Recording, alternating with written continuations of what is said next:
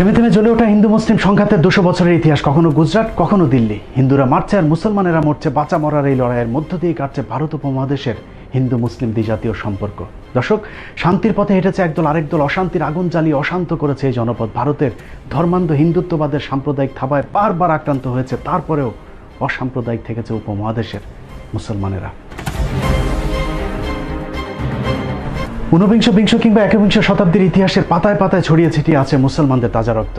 নেতাজি সুভাষ বসু কিংবা দেশবন্ধুর মতো সত্যিকারের কিছু ভগবানের দেখা মিললেও ইন্দিরা থেকে নরেন্দ্র মোদী কিংবা নেহেরু থেকে নরসীমা রায়ের মতো নরপশুরাই ভারত উপমহাদেশ বেশিরভাগ সময় শাসন করেছে। শাসনের নামে শোষণে মুসলমানদেরকে কতটা নিষ্পেষণ সহ্য করতে হয়েছে তার অজানা কিছু ইতিহাস নিয়ে আজকের পর্ব। আপনাদের সাথে আছি আমি ইলিয়াস হুসাইন।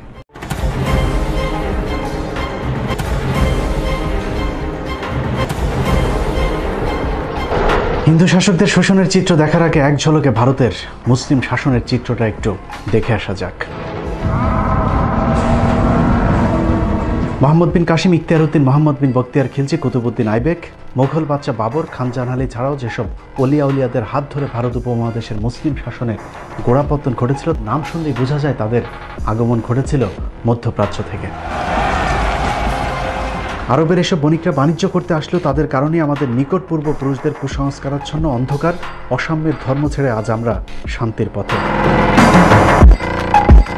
আরবের এসব বণিকরা শুধু নিতেই আসেনি, দিয়েও গেছেন দুহাত ভরে। গোটা ভারতের আধুনিক সভ্যতার 700 বছরের মুসলিম শাসন আমলের স্থাপত্য আর ঐতিহ্যের উপর ভর করে দাঁড়িয়ে আছে। জীবন্ত কিংবদন্তি ভারতীয় ইতিহাসবিদ গোলাম মর্তুজার মতে, ইসলামের মহান সাম্য ও শান্তির বাণী আরবদের পোশাক, খাবার, ধর্মীয় রীতিনীতি সবই দারুণভাবে আকৃষ্ট করেছিল এদেশীয় হিন্দু অহিন্দু সহ সব শ্রেণীর মানুষদেরকে। ভারতে মুসলমান আসার আগে কি পরিস্থিতি ছিল এটা একটু জানা দরকার। আমি ঐতিহাসিক হিসাবে বা ইতিহাসবিদ হিসাবে বলতে বাধ্য হচ্ছি, ভারতে মুসলমানরা যখন আসেনি আমরা কাপড় পরতে জানতাম না, আমরা বেশিরভাগ থাকতাম উলঙ্গ। অর্থাৎ টপ র্যাঙ্কের আমাদের যারা ধর্মগুরু ছিলেন তারা ল্যাংটো হয়ে থাকতেন, উলঙ্গ। এবং তারা ল্যাংটো হয়ে শুধু থাকতেন না, ছাই মাখতেন, ভস্য মাখতেন। যদি বলে কেন ভস্য মাখতে, শীতকালে ঠান্ডা লাগতো না, ভস্য মাখলে ঠান্ডা লাগে না, লোমকূপগুলো ভর্তি হয়ে যায়। আজও যদি ভারত আপনি ঘরেন, তা এখনো কিছু পুরো উলঙ্গ সাধু সন্ন্যাসী দেখতে পাবেন না, উত্তর দিন পুরো উলঙ্গ। উলঙ্গ ভারতের অসভ্য জাতিকে শুধু মুসলমান শাসকেরা সভ্য হতেই শেখায়নি, হিন্দুদের সব বিপদে পরম বন্ধু হয়ে পাশে দাঁড়িয়েছে হাজী শরীয়তুল্লাহ তিতুমির আর দুদু মিয়ারা। ভারতের রাজধানী দিল্লির ইন্ডিয়া গেট।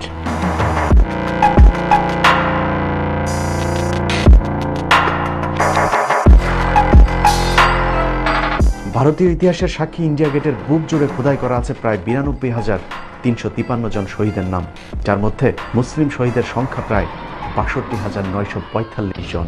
তারপরেও ইতিহাস বিকৃতির মধ্য দিয়ে মুসলিম নায়কদেরকে হিন্দুদের চোখে সবচেয়ে খলনায়ক বানানো হয়েছে। কথায় কথায় উগ্র হিন্দুরা যাদেরকে পাকিস্তানে চলে যাবার কথা বলে, সেই মুসলিম বীরদের বীরত্বের চিত্রটা দেখলেই পরিষ্কার হয়ে যাবে আসলে ভারত উপমহাদেশে মুসলমানদের অবদান কি।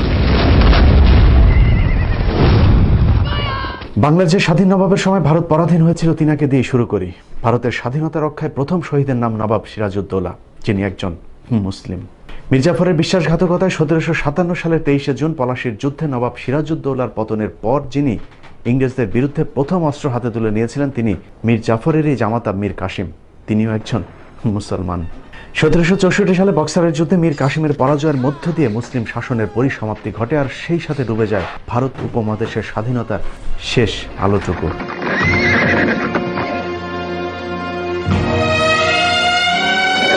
বক্সারের যুদ্ধে নিহত শহীদেরা প্রায় সবাই মুসলিম। এছাড়া সেই যুদ্ধে একাত্মতা ঘোষণা করা গৃহবন্দী হওয়া অযোধ্যা এবং দিল্লির নবাব সুজাউদ্দৌলাও ছিলেন মুসলিম শাসক। এরপরই 1765 সালে ব্রিটিশদের দীর্ঘ প্রতীক্ষিত দেওয়ানির সুবিধা লাভ করার পর শুরু হয় 200 বছরের অত্যাচার আর নির্যাতনে ভরা শাসনের নামে ইংরেজদের শোষণ। জমিদারি সুবিধা পেয়ে হিন্দু জমিদাররা সেই শাসন মেনে নিলেও মুসলিমরা বিদ্রোহ চালিয়ে যেতে থাকে। নবাবী শাসন আমলে মাইনা হিসেবে রাজ্যের সৈনিকদের যেসব লাখেরাজ সম্পত্তি দেওয়া হয়েছিল, ইংরেজরা শুরুতেই সেই সম্পত্তি কেড়ে নেয়, যার ফলে এসব সৈন্যরা নিঃস্ব ফকির হয়ে যে আন্দোলন শুরু করেছিল তাকে ইতিহাসে বলা হয় ফকির বিদ্রোহ। বাংলার জীবন্ত ইতিহাস শেরে বাংলা বইয়ের 44 পৃষ্ঠায় উল্লেখিত তথ্য অনুযায়ী ফকির বিদ্রোহে মোট 83,000 মুসলিম সৈন্য অংশ নিয়েছিলেন।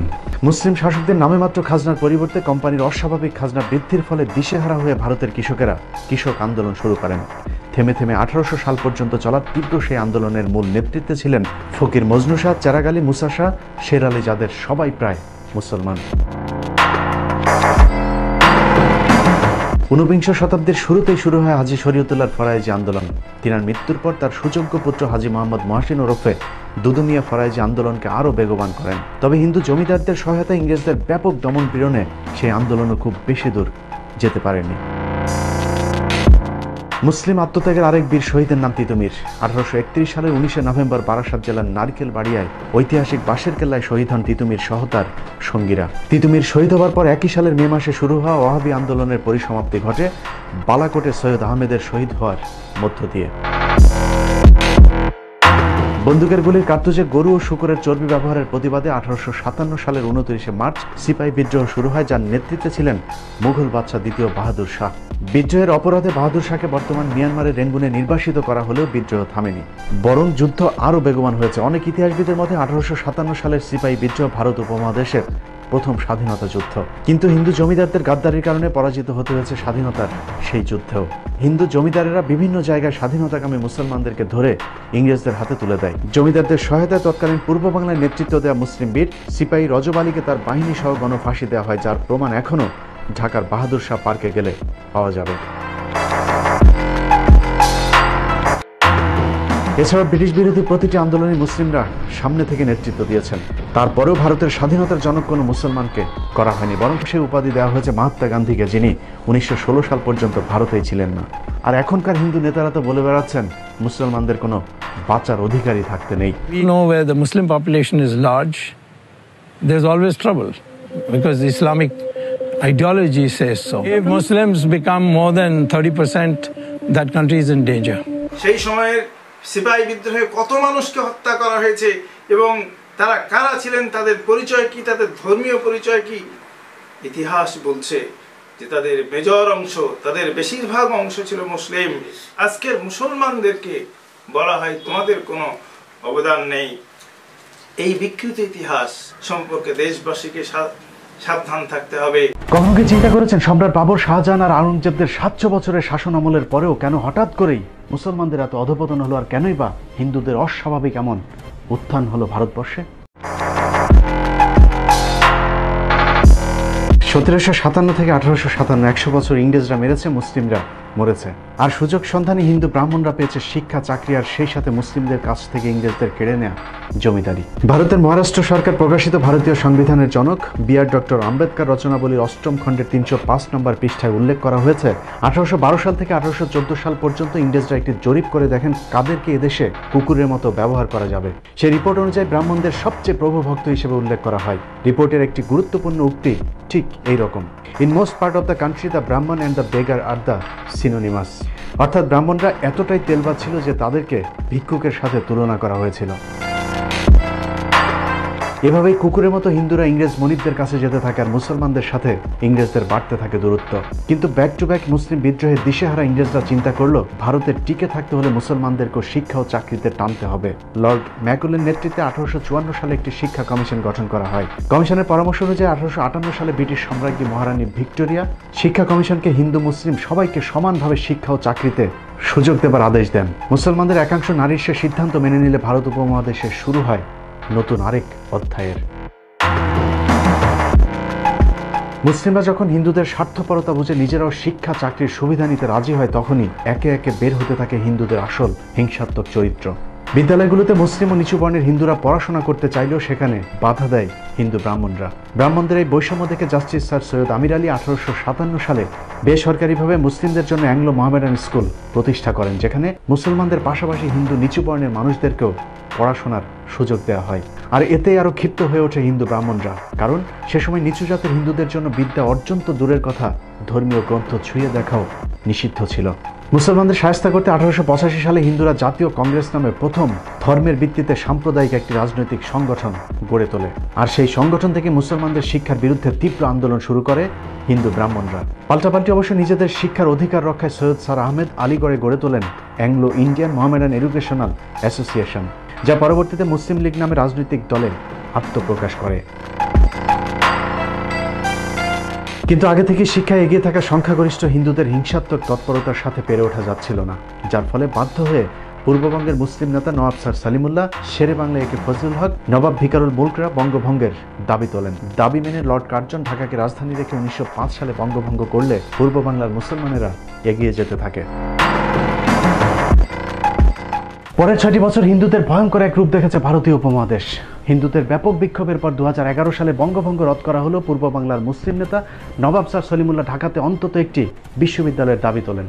লর্ড হার্ডিঞ্জ সেই দাবি মেনে নিলে হিন্দুরা সেটারও বিরোধিতা করেন, আর যার নেতৃত্বে ছিলেন আমাদের সবার প্রিয় রবীন্দ্রনাথ ঠাকুর। রবীন্দ্রনাথের নাম শুনে অনেকেরই কপাল হয়তো মাথায় উঠতে পারে, কিন্তু ইতিহাস কখনো মুছে ফেলা যায় না। মুসলিম শিক্ষা এবং ঢাকা বিশ্ববিদ্যালয়ের বিরুদ্ধে রবীন্দ্রনাথের নেতৃত্বে ব্যাপক সেই আন্দোলনের অংশ হিসেবে 1912 সালে কলকাতার গড়ের মাঠে বিশাল এক জনসভার ডাক দেওয়া হয়।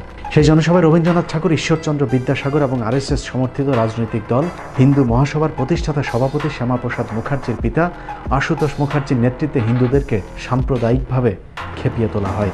ঢাকা বিশ্ববিদ্যালয় প্রতিষ্ঠার বিরুদ্ধে সশস্ত্র সে আন্দোলনে ব্রিটিশ আমলাদের খুন করার পাশাপাশি হিন্দুদের 7 জন সন্ন্যাসী আত্মাহুতি দেয়। যদিও এসব ঘটনাকে বানোয়াট বলে দাবি করে ভারতীয় অনেক এদেশীয় দালাল। যে মিটিংয়ে রবীন্দ্রনাথের বিরোধিতা করার কথা বলা হয়, এটা নিয়ে গবেষণা করে দেখা গেছে যে রবীন্দ্রনাথ তখন পূর্ব বাংলায় ছিলেন, তিনি কলকাতাতেই ছিলেন না 2 দিন। তো কাজেই আপনার এগুলো সব মিথ্যাচার। এবার ভারতীয় হিন্দুদের মুখে শোনা যাক কলকাতার গড়ের মাঠের সেই জনসভায় রবীন্দ্রনাথ ছিলেন কিনা। সেই গড়ের মাঠে 1912 সালের মার্চ মাসে গড়ের মাঠে সেই মিটিংয়ের এর থেকে অনেক বড় ডায়াস হলো, তার সভাপতি হলেন বিশ্বকবি রবীন্দ্রনাথ ঠাকুর। কিসের জন্য মিটিং জানেন? মিটিংটা হলো ইংরেজ গভর্নমেন্ট তখন প্রস্তাব দিয়েছে ঢাকাতে একটা ইউনিভার্সিটি করবে, বিশ্ববিদ্যালয় ঢাকাতে, তখন কলকাতায় আছে। সেখানে প্রস্তাব পাশ হচ্ছে ঢাকাতে যেন বিশ্ববিদ্যালয় ইংরেজ গভর্নমেন্ট না করে। কেন বলেন তো? সেখানে বিশ্ববিদ্যালয় হলে মুসলমানরা লেখাপড়া শিখবে। কারো মুখের কথা বিশ্বাস না করলেও চলবে। 1912 সালের 18 মার্চ গড়ের মাঠের সেই জনসভায় সভাপতি ছিলেন রবীন্দ্রনাথ নিজে, যার প্রমাণ কলকাতা ইউনিভার্সিটি রিপোর্ট B4-এর 130 নম্বর পৃষ্ঠায় সংরক্ষিত সভাপতির ভাষণ। রবীন্দ্রনাথের ঐতিহাসিক সেই ভাষণের একটি জায়গায় তিনি বলেছিলেন, চাষার ছেলেরা যদি বিশ্ববিদ্যালয়ে পড়ে তাহলে ক্ষেত খামারে কামকাজ করবে কারা। শুধু এটাই নয়, শ্রী নীরজ চৌধুরীর the autobiography of unknown India বইয়ের তথ্যানুযায়ী রবীন্দ্রনাথ মুসলিমদের বিদ্রুপ করে বলতেন, মুসলমানরা হচ্ছে লাইভ স্টক, গৃহপালিত পশু। কিন্তু সেই ইতিহাস এখন আর কেউ পড়ে না। 1971-এর পর বদলে যায় সবকিছু। চরম মুসলিম বিদ্বেষী রবীন্দ্রনাথ এখন আমাদের প্রাণের কবি। দুর্গাকে উদ্দেশ্য করে যার লেখা কবিতাটাই এখন আমাদের জাতীয় সঙ্গীত। হিন্দুদের মা দুর্গাকে নিয়ে লেখা যে কীর্তনকে আমরা জাতীয় সঙ্গীত হিসাবে গেয়ে থাকি, সেটার মূল গান 25 লাইনের। 1905 সালে লেখা একটি গানকে হাস্যকরভাবে 1971 সালে স্বাধীন হওয়া একটি দেশের জাতীয় সঙ্গীতের স্বীকৃতি দেওয়া হয়। উইকিপিডিয়ার তথ্য অনুযায়ী যে গানের সুর আবার চুরি করা হয়েছিল গগন হারকরা নামের এক লোকসঙ্গীতের শিল্পীর গাওয়া গান থেকে। সেটা তো সমস্যা নেই, মূল সমস্যা হলো হিন্দুদের মা দুর্গাকে নিয়ে লেখা গানের বিশেষ যে কয়টি লাইন বাদ দেওয়া হয়েছে, সে লাইনগুলো পড়লেই সবার কাছে পরিষ্কার হয়ে যাবে এটা আসলে বাংলাদেশের জাতীয় সঙ্গীত নাকি আমাদেরকে দিয়ে কৌশলে মূর্তির গুণগান করানো হচ্ছে। 71-এর পর রবীন্দ্রনাথ, ঈশ্বরচন্দ্রদের মতো এরকম অনেক মুসলিম বিদ্বেষীদেরকে আমাদের ইতিহাসে সুপ্রতিষ্ঠিত করা হয়েছে, অথচ যাদের কারণে আমরা আজ আলাদা ভূখণ্ডে বিদ্যা অর্জন করার সুযোগ পেয়েছি, সেই সব নায়কদেরকে আমাদের চোখে করা হয়েছে খলনায়ক।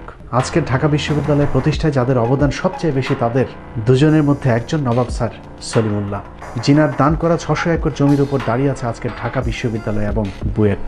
স্যার সলিমুল্লাহর নাম নিভু নিভু করে আমাদের ইতিহাসে জ্বললেও মুছে গেছে আরেক মহামানব মোহাম্মদ আলী জিন্নার নাম। 1971 সালের আগ পর্যন্ত মোহাম্মদ আলী জিন্নার নামে থাকা জিন্না হলটিও এখন বদলে হয়েছে সূর্য সেন হল, অথচ এই সূর্য সেন বঙ্গভঙ্গ এবং ঢাকা বিশ্ববিদ্যালয় প্রতিষ্ঠার ঘোর বিরোধী ছিলেন। আর জিন্নাহ হচ্ছে সেই ব্যক্তি যিনি বড় লাটের কাছে হিন্দুদের 18 বার প্রবল আপত্তি সত্ত্বেও ঢাকা বিশ্ববিদ্যালয় বিল আইন পরিষদে পাশ করানোর জন্য ইম্পেরিয়াল লেজিসলেটিভ কাউন্সিলে যুদ্ধ করেছিলেন। ভারতের বিখ্যাত লেখক শৈলেশ কুমার বন্দ্যোপাধ্যায়ের লেখা জিন্নাহ পাকিস্তান নতুন ভাবনা বইয়ের 26 নম্বর পৃষ্ঠার তথ্য অনুযায়ী 1971 খ্রিস্টাব্দে জিন্নাহ ইম্পেরিয়াল লেজিসলেটিভ কাউন্সিলে যে ঐতিহাসিক বক্তৃতা দিয়েছিলেন তার মধ্যে ঢাকা ও পাটনা বিশ্ববিদ্যালয় বিল অন্যতম। জিন্নাহর সেই বিলের উপর ভিত্তি করে 1921 সালে প্রতিষ্ঠিত হয় প্রাচ্যের অক্সফোর্ড খ্যাত ঢাকা বিশ্ববিদ্যালয়। শুধু ঢাকা বিশ্ববিদ্যালয় নয়, জিন্নাহর কারণে বাংলাদেশ ও পাকিস্তানের মুসলিমরা আজ আলাদা ভূখণ্ড পেয়েছে। তা না হলে আমাদেরকেও হয়তো কাশ্মীর, হায়দ্রাবাদ কিংবা দিল্লির মুসলমানদের মতো ভাগ্যবরণ করতে হতো। এভাবেই ভারতীয় দালালেরা বাংলাদেশের বুক থেকে একের পর এক দেশপ্রেমিক মুসলমানদের নাম মুছে ফেলার ষড়যন্ত্র করছে। মুক্তিযুদ্ধের বিজয়ের মুহূর্তে ভারতীয় জেনারেল অরোরাকে রাখা হলেও রাখা হয়নি বাংলাদেশের সর্বাধিনায়ক জেনারেল ওসমানী কিংবা কোনো সেক্টর কমান্ডারকে। স্বাধীনতার পর থেকে ভারত বাংলাদেশের উপর দাদাগিরি চালাতে থাকে। ভারতের লুটপাটের যে যখন বাধা দিয়েছে তাকেই গুম করা হয়েছে। 1972 সালের এপ্রিলে ভারতীয় বাহিনী বাংলাদেশ ছেড়ে গেলেও বাংলাদেশকে তারা সবসময় নিয়ন্ত্রণ করেছে। যখন যে রাজনীতিবিদ তাদের বিপক্ষে কাজ করেছে তাকেই করুণভাবে হত্যা করা হয়েছে। অভিযোগ আছে বঙ্গবন্ধু হত্যাকাণ্ড ভারতের পরোক্ষ মদত ছিল। যুদ্ধের পর বাংলাদেশের উপর ভারতের একক আধিপত্য মেনে না নেওয়া, বিভিন্ন দেশ থেকে আসা ত্রাণের হিসাব চাওয়া, এপ্রিলের মধ্যে ভারতীয় সেনাবাহিনীকে বাংলাদেশ ছাড়তে বাধ্য করা এবং ভুট্টোকে রাষ্ট্রীয় অতিথি হিসেবে বাংলাদেশে আনা সহ বেশ কয়েকটি বিষয়ে শেখ মুজিবের সাথে ভারতের সম্পর্কের টানাপোড়েন হয়। যে কারণে 15 আগস্টের সেনা বিদ্রোহের বিষয়টি ভারতীয় হাইকমিশন দিল্লিকে জানালেও মুজিবকে কেউই অবগত করেনি। অন্যদিকে কূটনৈতিকভাবে বাংলাদেশকে অনন্য উচ্চতায় নিয়ে যাওয়া বাংলাদেশের ইতিহাসের সবচেয়ে জনপ্রিয় রাষ্ট্রনায়ক জিয়াউর রহমানকে হত্যা করা ভারতের জন্য বাধ্যতামূলক হয়ে ওঠে। কারণ দেশের ব্যাপক উন্নয়ন এবং ভারতকে টপকে শহীদ জিয়াউর রহমানের বিশ্ব নেতা হয়ে ওঠা ভারতের জন্য ছিল চক্ষুশূল। যে কারণে শহীদ প্রেসিডেন্ট জিয়াউর রহমান হত্যাকাণ্ডে ভারতের সরাসরি জড়িত থাকার জোর গুঞ্জন রয়েছে। একই ভাগ্যবরণ করতে হয়েছে জামাত ইসলামীকে। 1971 থেকে আজ পর্যন্ত ধারাবাহিকভাবে ভারত বিরোধিতায় কাল হয়ে দাঁড়িয়েছে দলটির। যে কারণে জামায়াতের সিনিয়র নেতাদের পাশাপাশি মাওলানা দেলোয়ার হোসেন সাইদি এবং শহীদ কাদের মোল্লাকেও ফাঁসানো হয়েছে। অথচ 71 সালে শহীদ কাদের মোল্লা বিশ্ববিদ্যালয়ের প্রথম শ্রেণীর একজন শিক্ষার্থী।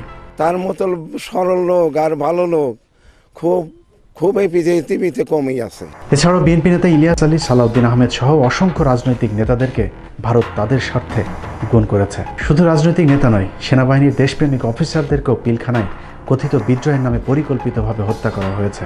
সেনাবাহিনীর যেসব অফিসাররা সেই হত্যাকাণ্ডের বিচার চেয়েছেন তাদেরকেও গুম কিংবা চাকরিচ্যুত করে দেশান্তরী করা হয়েছে। তো যেহেতু এই 25শে ফেব্রুয়ারি 2009 সালের আমি একজন উইটনেস, তো অনেকদিন চুপ ছিলাম এবং নিশ্চুপ থেকে হঠাৎ করে মনে হলো যে আসলে একটা মোরাল রেসপন্সিবিলিটি আছে, যে কিছু বলা দরকার।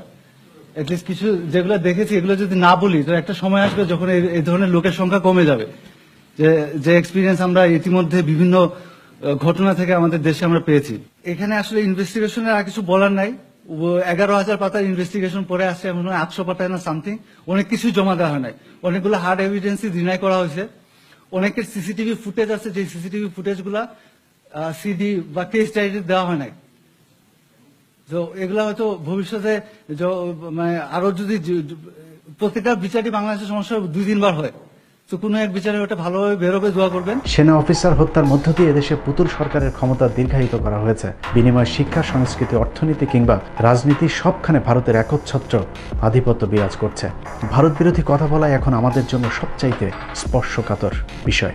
কথা বলেছিলাম এনআরসি নিয়ে, এটা আপনারা অনেকে জানেন না, আমি বলার সুযোগ পাইনি, যে আপনাদের একটু জানা দরকার। যে একজন ঊর্ধ্বতন গোয়েন্দা সংস্থার লোক আমাকে বলেছিল, নূর তুমি তো ইদানিং ভালো কথা বলো, তবে এভাবে সরকারের বিরোধিতা করে তো টিকতে পারবা না। আর এনআরসি ভারতের বিষয়, এগুলো নিয়ে তুমি কথা না বলাটাই বেটার। দ্যাট মিনস সে কিন্তু আগে থ্রেট দিত, এখন থ্রেট না, জেন্টেল ওয়েতে কিন্তু থ্রেট দিয়ে দিয়েছে যে এটা নিয়ে কথা না বলা বেটার। দ্যাট মিনস আমাকে কিন্তু নিষেধ করে দিছে। শেখ মুজিব থেকে জিয়াউর রহমান, শহীদ আব্দুল কাদের মোল্লা থেকে আবরার ফাহাদরা যখন জীবন দিয়েছে তখন আমরা ভারতের বিপক্ষে চুপ ছিলাম। কিন্তু একটু ভেবে দেখুন, কাল আমি, তার পরদিন হয়তো আপনার পালা।